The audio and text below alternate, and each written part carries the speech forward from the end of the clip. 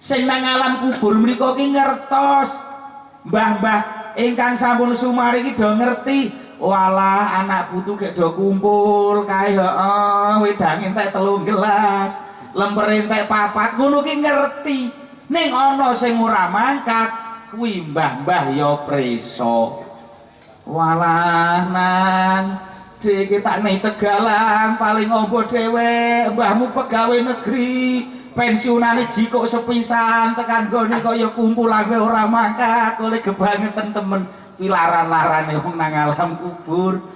Mila pentingipun Bu Pak kiyambak wi kuncine siji nek kiyambak kepengin didongake karo anak putu kiyambak kudu gelem ndongake karo keluarga nek kiyambak wis ora tau gelem ndongake karo sing wis ora ana aja ngarep-arep matine kiyambak niki ana sing ndongakake leres napa mboten mila pentinge ndongake karo wong mati ki aja pisan-pisan ngendelke tangga teparo sing paling penting kuwi keluarga anak putu aja sok ngendelke karo tangga teparo mergo sing paling penting nek donga wong mati kok ngendelke tangga teparo sing paling penting ki siji ragad. Leres napa mboten? Jajal bapak-bapak ki oleh undangan tahlilan.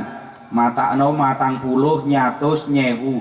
Njuk lebar tahlilan rampung sing di omah matur sembah nuwun rawuh panjenengan sedaya gandeng adicara sampun paripurna menawi badhe kondur nderekaken sugeng kondur wis lemper ya ora metu senek ora metu berkat ora metu kuwi tekan ngomah iki sing bengangange ora sing kuplukan sing kudungan kowe tetep melu munamuni ta omongi leres no mboten delalah segane entek sisan bapakmu lek genduren kono iki genduren Pak Kadus kok tak isa ngalah isaan kowe tekan jam 12 bengi nek genduren keri ora oleh berkat segane entek. Kok ngono iki sing ngakon sing wedok bapane iya wis kono lek mangkat mentolo mangkat tenan genduren. Tekan kono la ilaha illallah. Wah jan tenanan wis kliwat meji jere wis mengkurep tekan gone nderekaken sugeng kondur. Panjenengan kawula aturaken.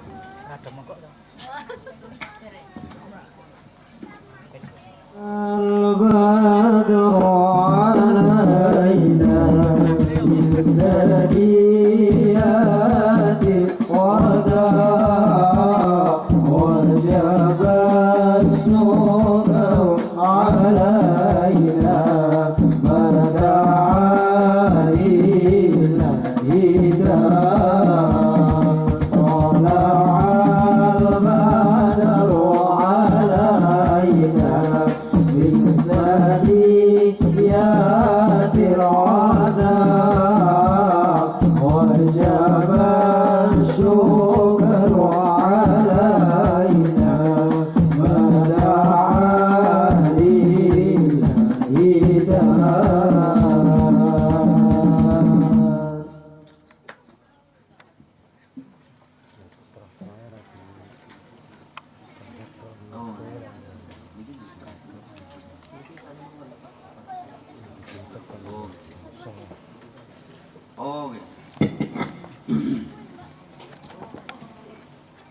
Assalamualaikum warahmatullahi wabarakatuh.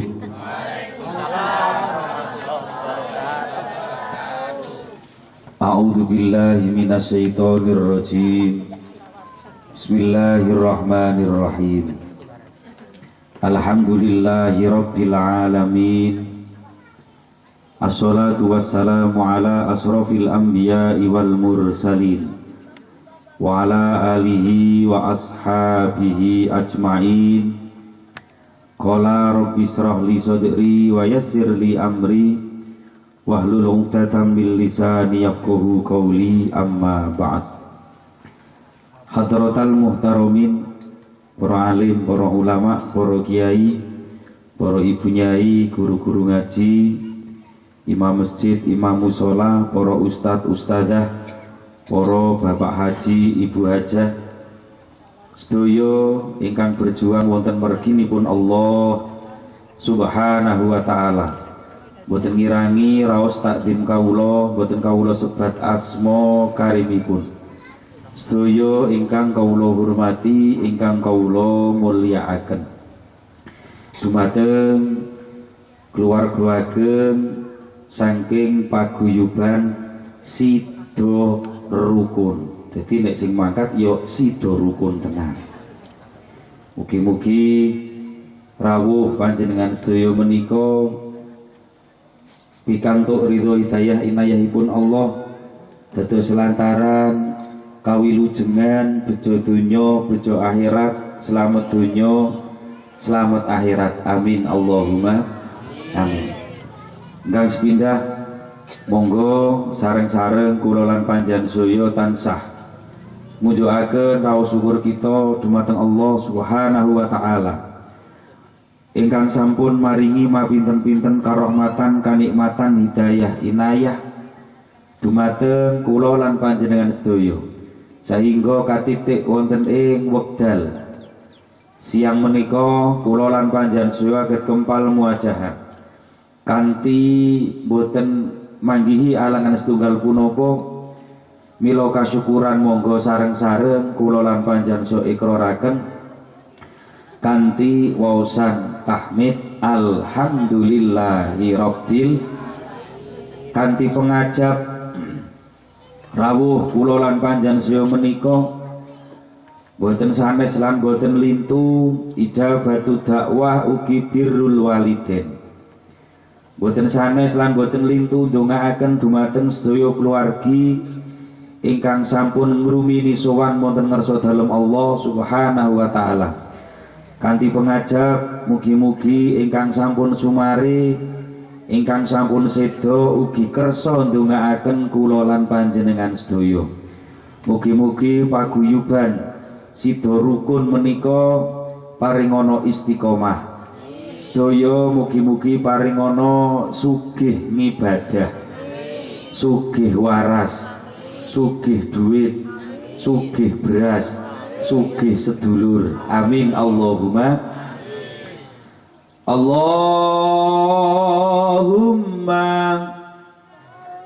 cukupono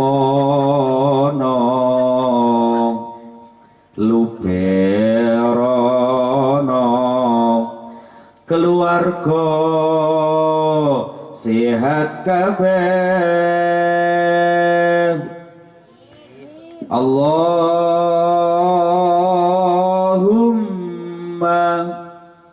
cukupono luberono keluarga sehat kabeh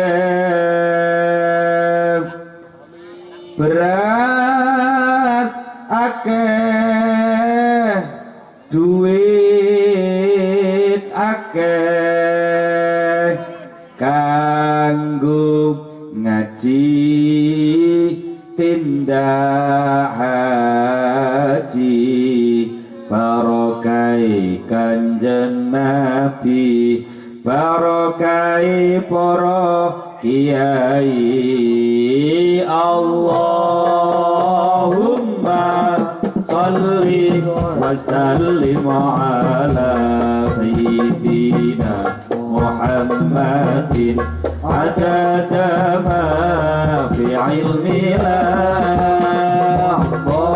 Allahumma salli wa sallim ala sayyidina Muhammadin adada ma fi ilmina bisolatan taimatan bidawami mulki ilahi salatan taimatan bidawami mulki sepidah malik ya Allahumma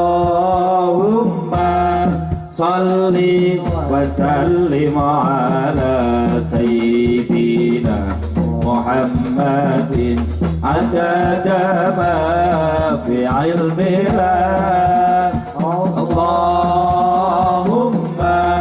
salli wa sallim ala sayyidina Muhammadin adada ma fi ilmina li salatan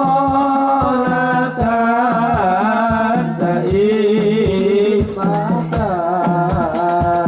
bidawani mulki lahi salatan daimatan bidawani mulki lahi. Sallu ala Nabi Muhammad. Ingkang nomor kali sholawat dalah salam katur dumateng junjungan kita Nabi Agung Muhammad sallallahu alaihi wasallam. Ingkang kula lan panjenengan saya antu syafaatul uzma pitulungan wiwit ngalam donya dumugi benjang wonten ing akhirat. Mugi-mugi kempal kula lan panjenengan saya menika estu dadosaken sababiah pun ageni dados umat Muhammad ingkang pinaringan syafaat, amin ya rabbal alamin. Para rawuh sedaya ingkang kawula hormati, ingkang kawula mulyakaken, kempal kula lan panjenengan sedaya wonten ing panggenan menika boten sanes lan boten lintu. Ingkang nomor sepindah ingkang paling penting menika tahadus bin nikmah, nyukuri nikmatipun Gusti Allah. Ingkang nami syukur sorfun ni'am li taatillah, nasarupake nikmat ingkang sampun pun paringaken Allah dumateng kula lan panjenengan sedaya menika damel taat, damel ngibadah. Mila kempal kula lan panjenengan sedaya menika ingkang paling penting nyukuri nikmatipun Allah. Nikmat syukur menika kula lan panjenengan sedaya lampahi kanthi silaturahim ugi birrul walidain. Mugi-mugi syukur kula lan panjenengan sedaya menika sasampunipun kundur saking adicara menika mugi-mugi Gusti Allah tambah paring nikmatipun, amin Allahumma. Amargi Allah sampun janji la syakartum la azidannakum wa la in kafartum inna adzabi lasyadid. Lamun sedaya sak brayat saking keluarga sida rukun niki kok gelem syukur kalian Allah, mongko yakin Allah niki bakal paring tambahipun nikmat. Mila kula lan panjenengan kumpul niki niat silaturahim. Napa malih silaturahim wonten ing wekdal menika tasih lumebet wonten ing taun baru Hijriyah. Merga saiki akeh wong iman, akeh wong Islam ya urip nang Jawa, kang mongko Jawa karo Islam ki dhisik Islami ning rata-rata do kentel Jawane lali karo tuntunan Islami. Leres napa mboten? Kadang kiambak mlebu katekanang wulan sura wis do wedi, ngati-ati sura ki wulan angker. Ana sing ibu-ibu seneng, alhamdulillah wulan besar wis entek, gari sura ngopo wis leren le kondangan. Mergo nek sasi besar kuwi rono rene anane ming drindil, petuke lemper emping, alhamdulillah leren. Berarti lek syukur ki ora le ngadepi tahun baru, ning syukure niki le leren le kondangan. Lagi ambake dadi wong Islam kedahipun remen. Mergo wong Islam ki di tahun baru ki ambak. Tahun baru Januari ki tahun barune umum ora kanggo wong Islam. Masyarakat Islam tahun barune niki tahun baru Muharram tanggal 1 wulan Suro cara bahasane.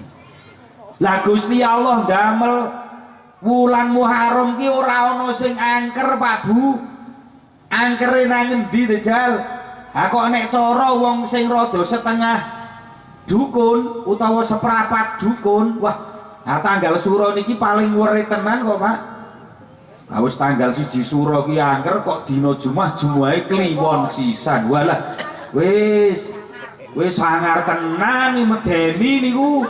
Saking medenine wae kadang nganti sono sing muni aja mantu nang sasi Suro, ndak ramanak-manak, ngono ki ya ana. Ha nek cara kula ya mending ngantenangi nang sasi Suro, wong akeh sing kondangan ora ana liyane kok. No, ana meneh aja supitan nang sasi Suro, ndak ra garing-garing, hadipe ben garing. Ngono ya ana. Ana meneh aja bangun omah nang sasi Suro ndak ra dadi-dadi, ora dadi wong ora ngundang tukang min sawang tok kok. Mila justru kiyambak ngadepi wulan Suro iku kudune seneng. Senenge sedaya keluarga sida rukun njuk nganake pertemuan alhamdulillah nang sasi Suro.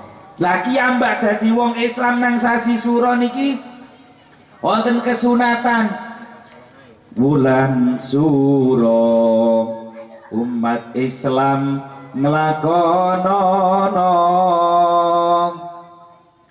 kautaman cacaira las perkara poso salat silaturahim sowan ulama nganggo celak adus lan tilik wong loro ngelus sirah bocah yatim sedekahana masa enak mayurake keluarga ngetok kuku aja dingu dawa-dawa surat ikhlas kaping 1000 padha diwaca Allahumma sholli wa sallim ala sayyidina wa maulana Muhammadin adada ma fi ilmillah fi ilmillahi salatan daimatan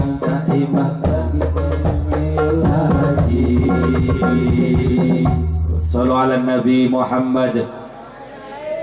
Mila kiyambak dadi wong Islam ana kesunatan wonten ing wulan Muharram menika 12 perkawis gari milih arak milih endi sakarepe.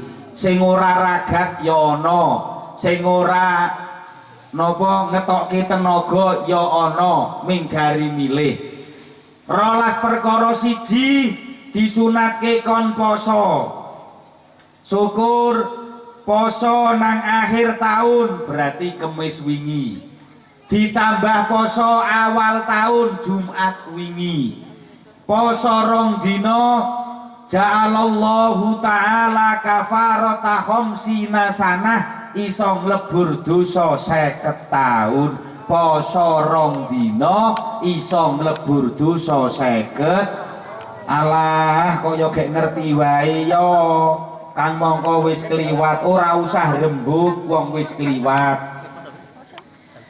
Poso sedina ana ing wulan Muharram niki ganjarane padha karo poso sesasi.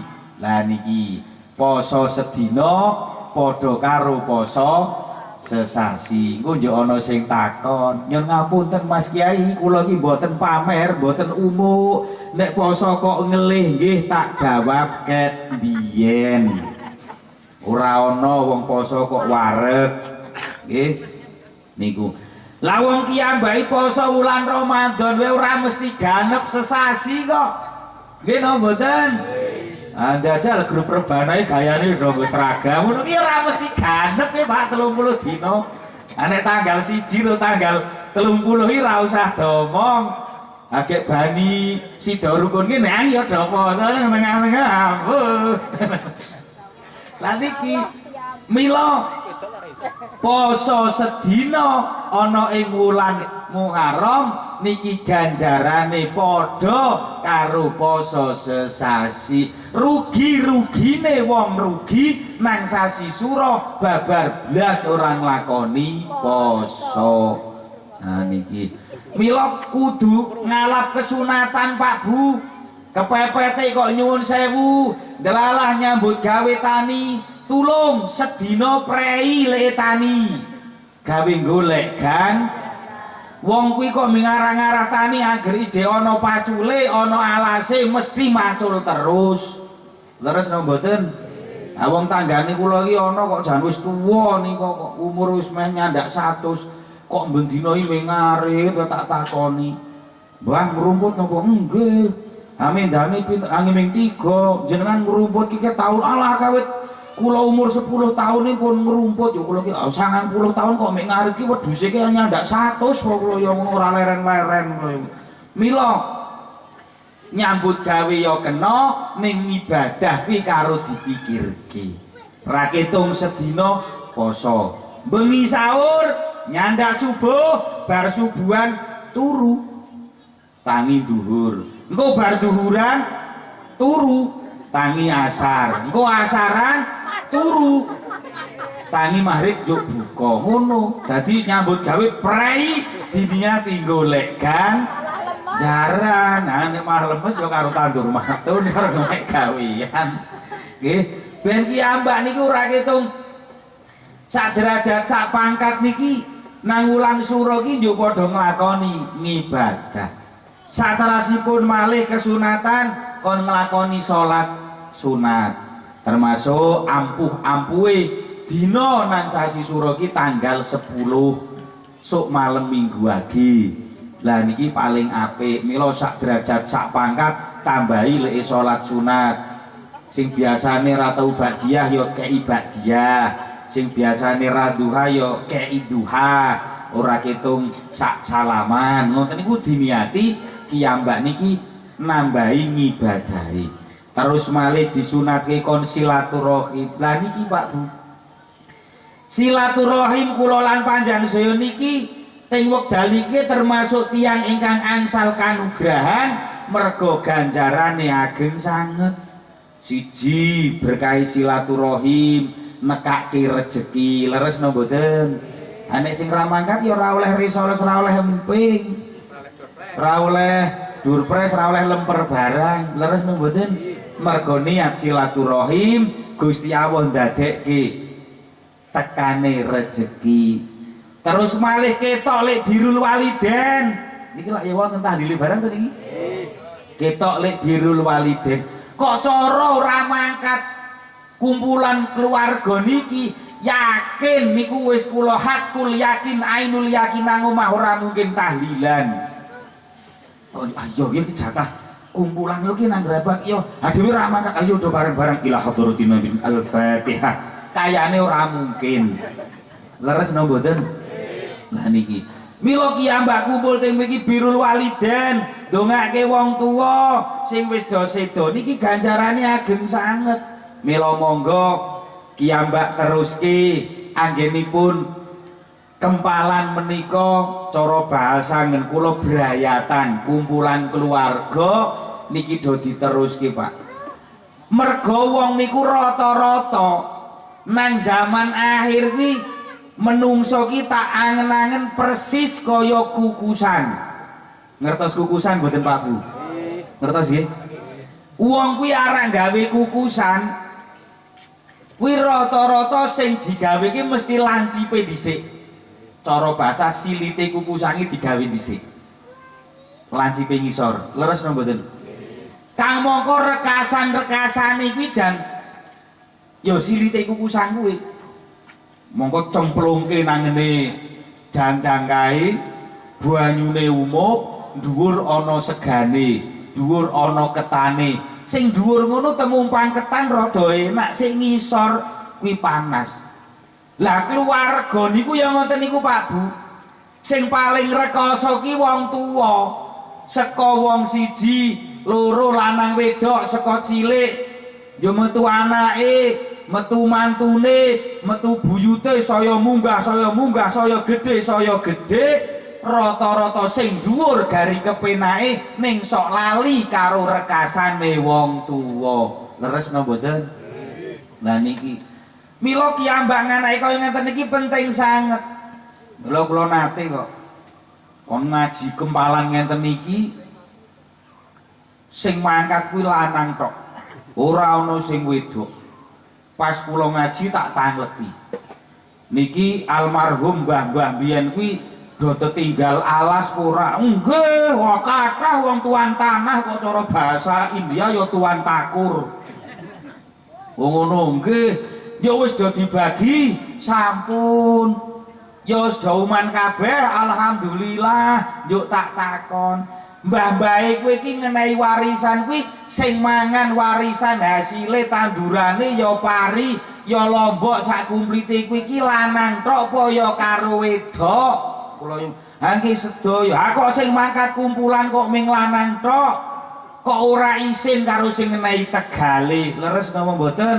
Mila sesuk ganti lanang wedok anak putu mangkat kabeh ketok tondo ternuwune karo wong tuwa. Kiyambak ki sadar ora sadar, kiyambak urip nang alam donya ki merga ana wong tuwa. Leres napa mboten? Cilak ya paguyuban sida rukun ki ra ana to sing metu saka watu. Mboten enten nggih. Kabeh lak ya saka wong saka wong tuwa to niki. Lah niki ning rata-rata sakniki kuwi do lali karo rekasane wong tuwa. Mila kados ngenten iki kedah pun uri-uri do diistiqomahke merga nang zaman akhir kuwi sing sedulur saya adoh, sing kanca neka malah dadi sedulur. Nggih napa mboten? Ha cah nom-noman saniki ki muni kon bodho, kon badanang wakni, badanang ngene padene nang pali ra mesti mudeng. Ning nek nang kancane nginep 3 dina 3 bengi wae betah. Lah niki wong kadang nek mboten dikumpulke kados ngeten niki Pak Bu, ya Allah. Sok do mati petukan nang dalane ra ngerti.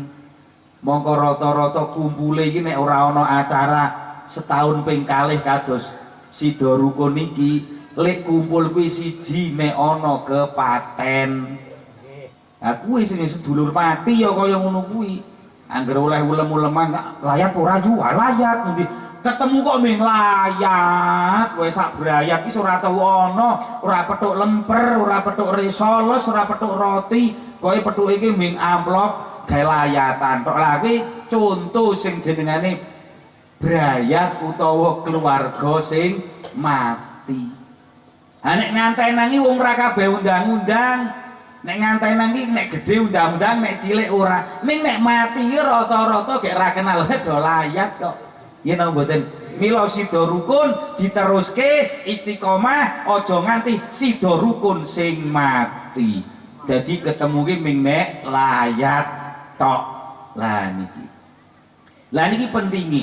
Kiyambak kuwi ndidik karo putra wayah Pak Bu. Termasuk seneng-senenge wong seneng nang alam kubur.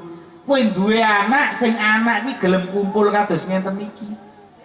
Sing nang alam kubur mriku ki ngertos mbah-mbah ingkang sampun sumari iki do ngerti. Walah anak putu gek do kumpul kae heeh, wedange entek 3 gelas, lemper entek 4, ngono ki ngerti. Ning ana sing ora mangkat kuwi mbah-mbah ya preso. Walah nang dhewe tak ning Tegalang paling ombo dhewe, mbahmu pegawai negeri, pensiunane jikok sepisan tekan gone kok ya kumpul kowe ora mangkat, oleh kebangetan temen pilaran-larane wong nang alam kubur. Mila pentingipun Bu Pak, kiyambak kuwi kuncine siji. Nek kiyambak kepengin didongake karo anak putu, kiyambak kudu gelem ndongake karo keluarga.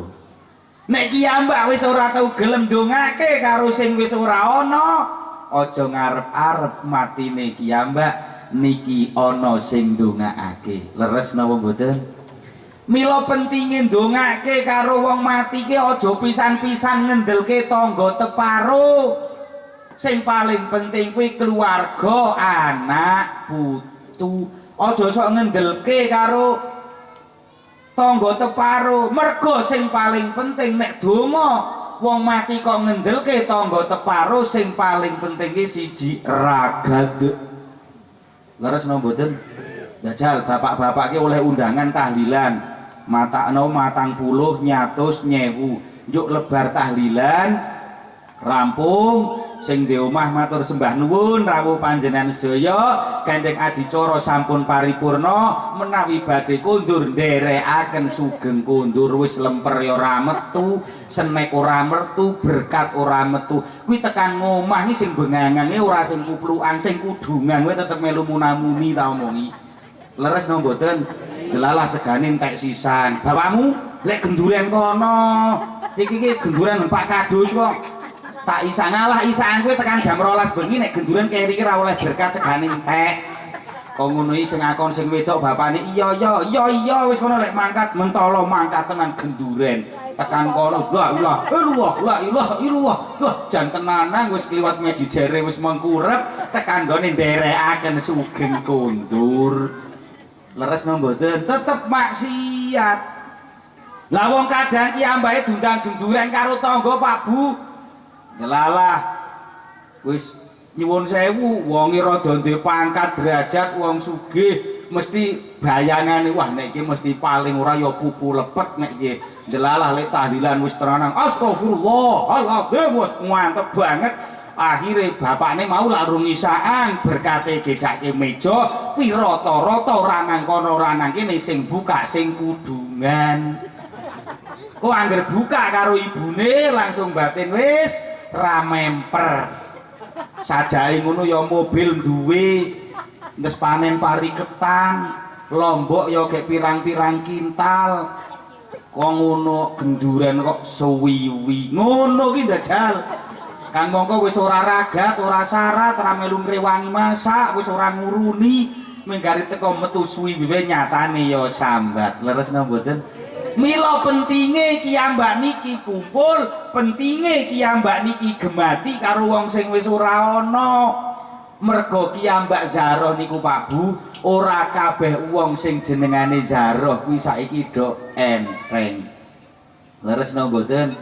Ha umuran kaya kula sak pemunggah sithik, sak pemedhun sithik sing jenengane Zaroh malam kemis ora mesti do mangkat kok. Malah cah nom-nomani cah grup rebana itu adalah bapakne karo ibune wis nggawa sapu karo nggo yasin kempit nang kene. Akhire bali sekolah papagan. Nanti Pak, Zaroh malam jemuah kliwon siji sura kok. Ayo kelingan karo mbahmu. Sampeyan ora patek cetha kok Pak. Ha ngopo to? Sampeyan sok krungu ora? Nek malam Jumat ki lak masjid sok ana pujian to. Ha kepriye to? Saben malam Jumat ahli kubur tilik ngomah. Wong mbah wae arek Bali kok malah sama karo teling siban malah mesake mbah. Mbah iki ra ono nunak-nunu wis tuwa kok. Wis bali wae. Iya ya, ha iya kok ngono ya mentolo ras Zaroh dajal. Nah niki waku mila saiki golek wong Zaroh kuwi ya ora kabeh bisa. Mila pentinge kiyambak brayat kados ngenten iki kempalan kados ngenten iki ora ana liya sing dijaluk niku kiyambak ndongake wong sing wis ora ana, sing ora ana gelem ndongake kiyambak sak mangsa-mangsa kiyambak seda kuwi iso didongake karo keluarga. Leres napa mboten? Lah niki mila monggo pun istiqomahake aja nganti kiyambak niki kok nganti kumpulan kados ngenten iki kok nganti mati nang tengah dalan. Kula duwe kumpulan keluarga ngenten iki Pak Bu. Waune triwulan sekali. Akhire do muni, wah kecedeken. Ganti setengah tahun sepisan, setengah tahun pisan muni wah jan arasa-raseng setahun pisan bahasa wis tekan setahun alhamdulillah saiki bubar jalan. Dadi mbok petukan nang dalan iki ora ngerti kaya kula barang kuwi. Nek sing tuwa-tuwa ngono kadang ijih paham. Sing umuran nom-nom iki ra patek mudeng. Mila kula iki nate Pak Bu ngaji kaya ngenten iki saka wong siji niku dikumpulke kuwi iso nyandak wong 700. Dadi wong loro dikumpulke nyandak 700. Wah sing mati ki lak ya wis akeh banget to niku. Kula dunggahke panggung kuwi banner iki ora muni halal bihalal atau khol ki ora Pak. Banner iki tulisan almarhum sing wis ora ana ki gawe tulisan banner. Kok ngono ki kula ki oleh borongan kon imami tahlil karo kon pengajian. Ora nei orek-orekan. Soibul bait nyuwun ngapunten Pak Kiai menika ingkang pun kintun wonten banner. Ha kula yo nglungu walah ha ngono ya rong dina rong bengi wong sakmene kae. Ha kula iki Kiai nom yo dasdes satset bras-bres ganti acara li tahlil ila hadratir ruhi ingkang wonten banner menika Al-Fatihah. Rampung sepisan. Mosok malaikat ora ngerti Gusti Allah ora preso. Aku ilah hadrati iki sapa ya? Malah yo malah nunak-nunuk ras do pengajian. Ilah hadrati ruhi ingkang wonten banner menika Al-Fatihah. Wis jamak sepisan kabeh. Buas enten Bu nek 100 arwah ki ana kula kok nyebutke siji-siji ayo kesuwen to. Wani mila monggo. Pentinge kiyambak niki ngawontenaken kempalan kados ngenten niki monggo. Nek ora selo Pak, wong kuwi nek ndurusi selo ana selane kudune iki cen diselakake. Leres napa mboten? Ha wong kok ndurusi selo ora ana selone wong gek turu wis ngimpi gawean kok. Wong kiyambake cara petani mapan turu sesuk arak nyemprot nang kidul dalan, nang lor arak turu wis kelingan tangkine. Sing tukang proyek iki sesuk nggarap kono kae. Masang besi wis ketok apa meneh kok melek gak turus kelingan nyambut gawe. Nek kiyambak kaya ngenten iki kok ora dilegake yakin ra lega. Nek ora disempatke ya ana kesempatane. Lah mila monggo kula lahir batos derek mangayu bagya, derek bingah, derek remen wontenipun adicara sida rukun menika mugi-mugi paring ana istiqomah. Amin Allahumma amin. Kados niki mawon wau pun diwelingi niki wonten ingkang saking Semarang, Demak, Kudus, Kadilangu. Aku wah iki berarti putra-putra wali. Nggih niki sida rukun ki wah niki kathah ingkang putra wali. Ha sing wedok waliyah. Sing lanang Waliadi, Waliono, walah ya Allah, jebulane kok wali-wali kabeh. Wis ora suwe-suwe kula ya rawani wong nang arepe para wali. Nek wali murid ngono. Oke nggih, pun niki mawon ingkang nggih. Oh nyuwun mahalul qiyam nggih, cocok nggih, pun monggo berkah. Nganu nggih, mahalul qiyam nggih Mas nggih. Nggih. Jan sing mahalul qiyam mangke kula terus donga. Nah, pun monggo kalih berkahipun mahalul qiyam ngaturi hormat rawuhipun Kanjeng Nabi, muga-muga berkahi sedaya keluarga sida rukun iki. Nggih paring ana yuswa ingkang panjang berkah, rezeki kathah halal barokah, muga-muga dzurriyyah paring ana sholih sholihah. Mugi-mugi ingkang saweg nandhang gerah, mugi-mugi paring ana enggal dangan, enggal sehat. Al-Fatihah. A'udzubillahi minasyaitonir rajim. Bismillah. Alhamdulillahirabbil alamin arrahmanir rahim. Iyyaka na'budu wa iyyaka nasta'in ihdinas siratal mustaqim. Siratal ladzina an'amta 'alaihim ghairil maghdubi 'alaihim waladdallin. Rabbighfirli wa liwalidayya. Shallu 'alan nabi Muhammad. Bismillahirrahmanirrahim. فاهتز العرش ضربا واستبشارا وسدد الكرس هيبة ووقارا وامتلأت السماوات أنوارا وضجت الملائكة تهليلا وتمجيدا واستغفارا سبحان الله والحمد لله ولا إله إلا الله والله أكبر سبحان الله والحمد لله ولا إله إلا الله والله أكبر سبحان الله والحمد لله ولا إله إلا الله والله أكبر ولم تزل أمه ترى أنواع من فخره وفضله إلى نهاية تمام حمله فلما اشتد بهمطان بإذن رب الآخر وضعت الحبيب صلى الله عليه وسلم ساجدا شاكرا حامدا كأنه بدر في تمام وحال الكرام صلى الله على محمد صلى الله عليه وسلم صلى الله على محمد صلى الله عليه وسلم صلوا على النبي محمد صلوا على النبي يا نبي سلام عليك يا رسول سلام عليك يا حبيب سلام عليك صلوات الله عليك يا نبي سلام عليك يا رسول سلام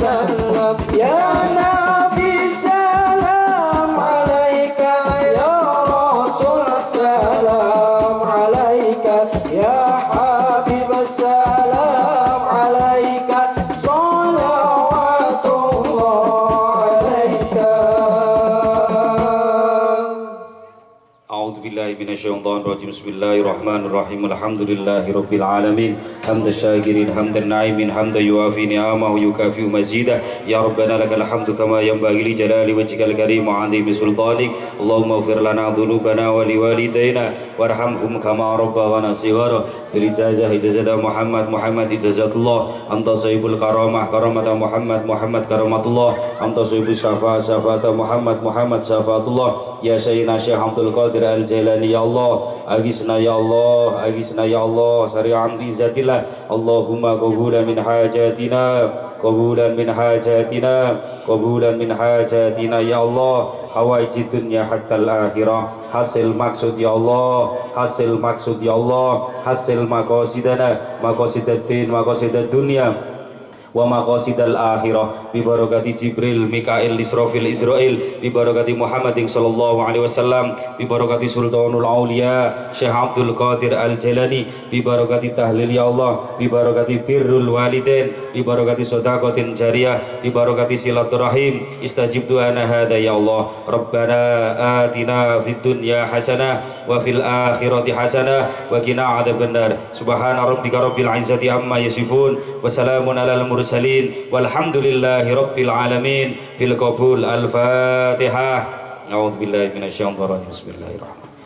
Alhamdulillahi rabbil alamin arrahmanir rahim maliki yaumiddin.